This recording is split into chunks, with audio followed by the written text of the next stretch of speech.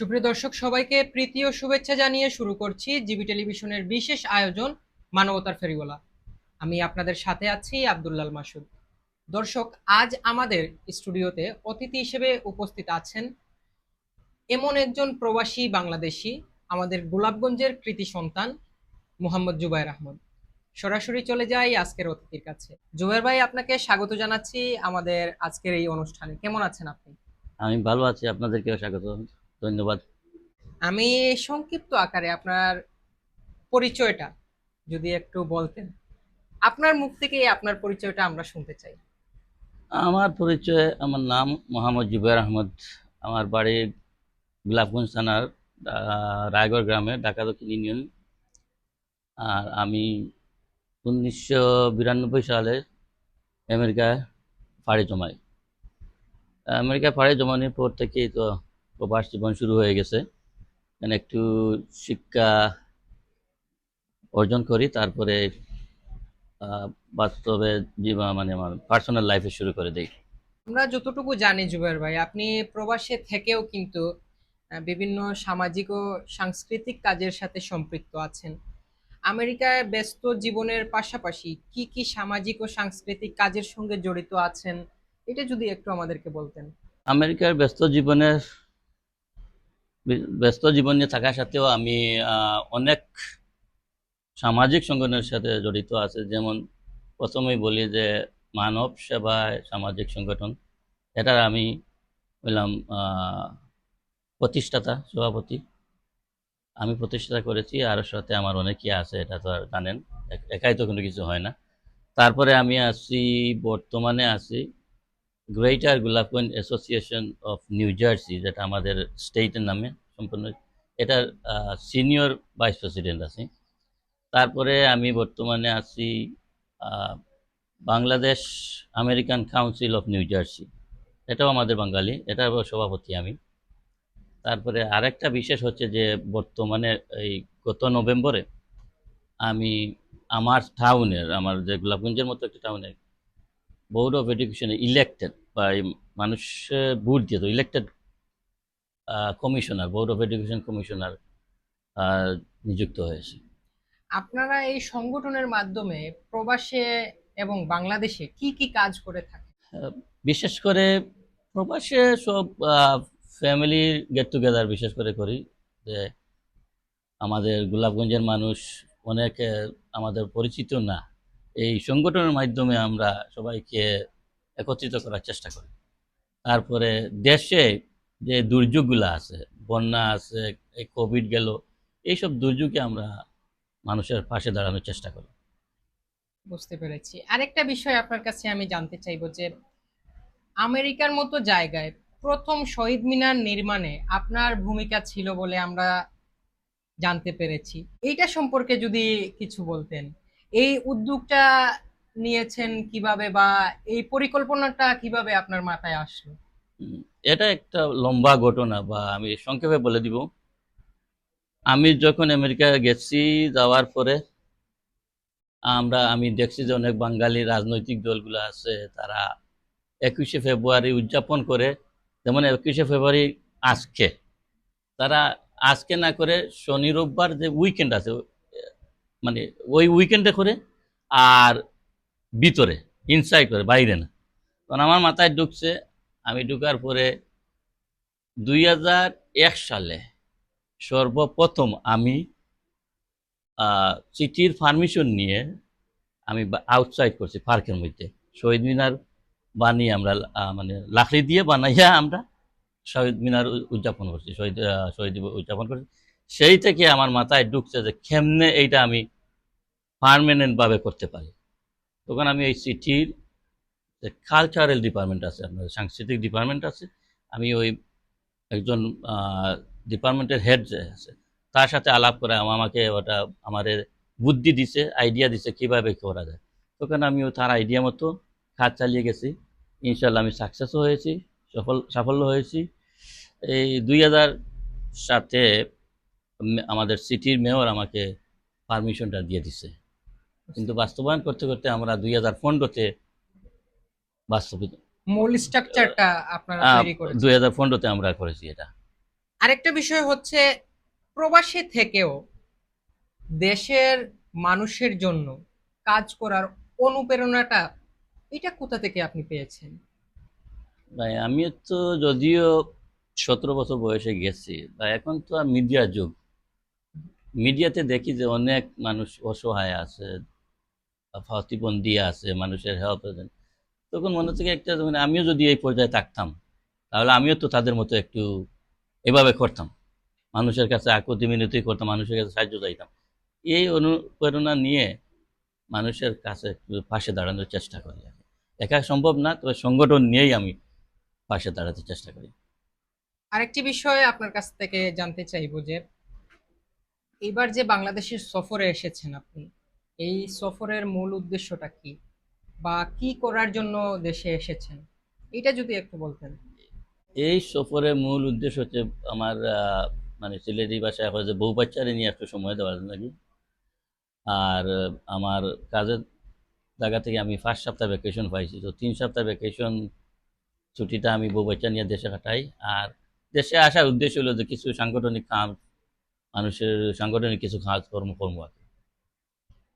বুঝতে পারলাম। আরেকটি প্রশ্ন আপনার কাছে, দেশের মানুষের জন্য ভবিষ্যতে কি ধরনের পরিকল্পনা আছে আপনার? দেশের মানুষের জন্য কি পরিকল্পনা করবো, যে আমার পক্ষ থেকে আমি যতটুকু চেষ্টা মানে গরিব দুঃখী মানুষের পাশে দাঁড়াবো। আর তো আর দেশের মানুষের যে আমি কি বলবো কি শুনবে এটা আমার বলার নাই, তারপরেও আমার যতটুকু করার আমি চেষ্টা করব। আরেকটা বিষয় হচ্ছে, একটা কাজ করতে হলে তো ফান্ডের প্রয়োজন হয়, সেই ফান্ডটা আপনারা কিভাবে কালেক্ট করেন? এখানে না, দেশ মানে প্রবাসে। প্রবাস থেকে এই ফান্ডটা আমরা সংগঠনের যে মেম্বার আছে এই মেম্বার থেকে কিছুটা আদায় করি। আর মানুষের এই প্রতিষ্ঠান আছে, ব্যবসা আছে, তাদের কাছে গিয়ে আমরা অ্যাডভার্টাইজ হিসাবে নিয়ে আসি যে তোমার বিজনেসের নাম দিবে, আমরা প্রচার করব, আমাদেরকে কিছু ডোনেশন ডোনেশন। করো, ডোনেশন করো। এই কাজ করতে, মানুষের জন্য যে কাজ করছেন আপনি, এই কাজ করতে কি কখনো বাধা বিপত্তির সম্মুখীন হয়েছেন? না, এইটার কোনো বাধার সম্মুখীন হয় নাই আমরা। কেউ সাহায্য করে, কেউ কিছু করে না। যদি কেউ দেয় না তাহলে আমরা মন খারাপ করি না, এটা যাদের ইচ্ছা। আরেকটা প্রশ্ন আপনার কাছে, তরুণদের সামাজিক ও সাংস্কৃতিক কর্মকাণ্ডে কিভাবে সম্পৃক্ত করা যায়, এই বিষয়ে যদি আপনি কিছু বলতেন। আসলে যে বাচ্চাগুলা বা যে আমাদের যে বাচ্চাগুলা প্রজন্মগুলা আমেরিকাতে জন্মগ্রহণ করতেছে, তাদেরকে আমাদের সাংস্কৃতিক বিষয়গুলা বা আমাদের ভাষাটা শেখানো খুব টাফ, কিন্তু আমরা চেষ্টা করতেছি। তাদের বিশেষ করে আমরা যে ইসলামিক যেগুলো আছে এগুলোর মধ্যে আমরা খুবই আগ্রহী আছে, সবাই করতেছে এগুলা, কিন্তু এই যে ভাষা আর এই যে সাংস্কৃতিক অনুষ্ঠান এগুলাতে তাদের মা বাবা এগুলাতে তেমন আগ্রহী না। কিছু আছে মানুষ আগ্রহীভাবে আসে, বাট খুব জোর করে মানে জোর করেও না। আমরা বলি আসো, আমাদের কালচারটা তারা একটু জানিয়ে রাখুক, ভবিষ্যতে আমরা চলে গেলে তারা তো বাংলাদেশটা বলতো না আর কি, ভাবতো না। জি, বুঝতে পেরেছি ভাই। আপনাকে অসংখ্য ধন্যবাদ। আপনি আপনার মূল্যবান সময় ব্যয় করে আমাদের এই অনুষ্ঠানে এসেছেন। আমি আপনার কাছে আরেকটি বিষয় জানতে চাইবো, মানবিক ফাউন্ডেশন সম্পর্কে, যে এই ফাউন্ডেশনটার প্রতিষ্ঠাতা সভাপতি আপনি।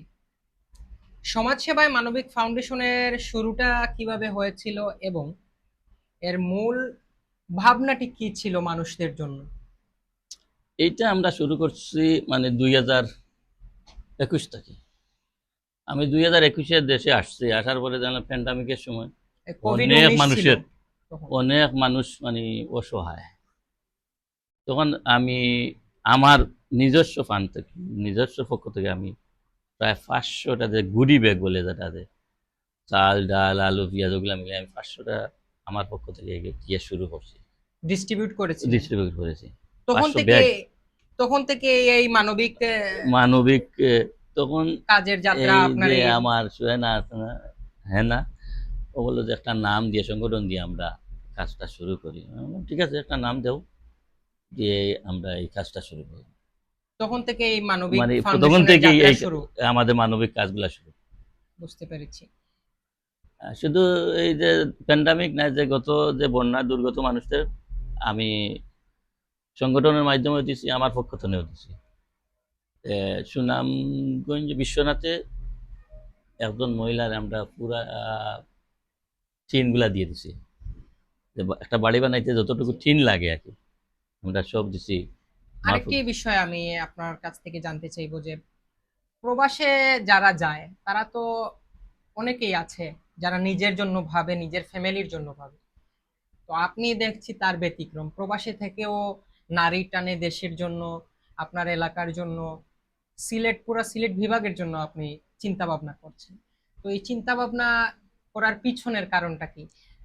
অনেকে ভাই, তো অনেক মোটিভ নিয়ে কাজ করে, তো আপনার মোটিভটা কি? আমি তো এটাই বলি যে আমি যদি আমেরিকা না যাইতাম তাহলে তো আপনার মতো এখানে বইতাম বা কোনো ধরনের কোনো কাজকর্ম করতাম। জি। যেহেতু আল্লাহর আমার নিয়ে নিচ্ছে, আমার একটা ভাগ্য খুলে যে আমি গেছি, তা আমি কিছু মানুষের হেল্প করি না। আমার ওই উদ্দেশ্য একটা, যে আমার ফ্যামিলির পরে যতটুকু আমি পারবো ততটুকু আমি চেষ্টা করব। ওই আরেকটা কথা আছে আমাদের, দোষে মিলে করি পরীক্ষা কাজ, হারি জিতি নাহি নাইলা। লাজ। তো জুবের ভাই, আপনাকে অসংখ্য ধন্যবাদ, আপনি এই ব্যস্ত সময়ের মধ্যেও আমাদের এই অনুষ্ঠানে এসেছেন। আপনার কাছে আজকের এই অনুষ্ঠানের লাস্ট প্রশ্ন, দেশ ও প্রবাসের বাংলাদেশিদের উদ্দেশ্যে যদি আপনার কোনো বার্তা থাকে অবশ্যই আপনি দিতে পারেন। দেশ ও প্রবাসের, দেশ প্রবাসের যারা আমরা আছি, যা সব অনেক বিত্তবান আছে, সব দিকে আমাদের সিলেটি বেশি বলি আমরা, যে আমরা যদি দেশের মানুষের সাথে একটু সমঝোতা করে বা কম্বিনেশন করে যদি কাজ করতাম, তো আমরা আমাদের এলাকা ভিত্তিক যদি করতাম, তো এলাকার অনেক গরিব অসহায় থাকতো না, বা দুই বেলা ভাত খাইতে পারতো। এই সুযোগটা আমরা করে দিতে পারতাম, কিন্তু আমরা পারি না তো। কেউ কেউ আমরা পাগল বলে যে আমরা যে এই কিতা কাজ করি, যে খাইয়া না ধুইয়া আমাকে লাঠির কিতা লইয়া মরণ যেন ওটা কই না, কিন্তু আমরা আমার এই ইটা কইলে আমি চিন্তা করি না। আমি কোনো ওখানে উত্তর দিই না, যে আমার যতটুকু পারবো, যে আমার পাশের বাড়ি যখন খাইছে নি, আমি তার একটু দিয়ে সাহায্য করবো। বিশেষ করে ভাই আমার দুঃখ লাগে কি মানবিকভাবে না, আমি যে পরিচিতি লাভার লাগি কেন কইয়ান না, যে আমি চেষ্টা করি ঈদের সময়, রোজার সময়, তো দুই চারটা ফ্যামিলিরে যদি আমি রোজা মাসটা চালাইয়া দিতাম পারি, আমি তো সংখ্যার পরিয়া চারটা খাইতাম পারিয়া, আর ওখানে খাইতে পারে কিনা আমি তো মাথাত লইয়া করি। আমার বুঝতে ওদের চিন্তা ধারণা কি, আমি আমি খাইতাম পারি, আর ওখানে খাইতে পারেনি না, এ যদি খায় তাহলে আমার তো আর তুলিয়া দোয়া করবো, আমার আল্লাহ বরকত দিবা এইসব। আমি এই যে টিভির প্রোগ্রাম করি, আর আমি আমি বাইরে লাগি না। আপনারা আমার আনছেন ধন্যবাদ দিয়া আপনারা, আমি বাইরে লাগি না, আমি বাইরে চিন্তাও করি না। আমি কই যে সবসময় আমার ফেসবুকে তো বাইরে করি না, আমার আল্লাহ দাইনাতে দিলে আমার তো হইতে পারতো না। কিন্তু অন্যরা যে এটা অ্যাডভাইস করে যে যদি আপনার দেখা দেখি আরো উৎসাহী হয়। মূলত আমাদের এই মানবতার ফেরিওয়ালা অনুষ্ঠানটি মানুষকে উদ্বুদ্ধ করার জন্য। হুম। আপনার দেখে যদি অন্য একজন উদ্বুদ্ধ হয়ে অন্য একটা ফ্যামিলি বা অন্য একটা জায়গার জন্য কিছু করতে পারে, এইটাই আমাদের প্রাপ্য। আমরা এই জন্য এই অনুষ্ঠানটা আয়োজন করেছি। তো আপনি এই অনুষ্ঠানে এসেছেন, আমাদেরকে সময় দিয়েছেন, আপনাকে অসংখ্য ধন্যবাদ জানাই। দর্শক, আজকের এই অনুষ্ঠান এখানেই সমাপ্ত করছি। যারা দেশে এবং বিদেশে মানবতার কাজে সব সময় নিয়োজিত আছেন, আপনাদের সবার প্রতি আমাদের সবার পক্ষ থেকে, দেশবাসীর পক্ষ থেকে অজস্র শ্রদ্ধা এবং সালাম। আপনারা ভালো থাকবেন, সুস্থ থাকবেন এবং মানবতার কল্যাণে সব সময় কাজ করে যাবেন। আল্লাহ হাফিজ।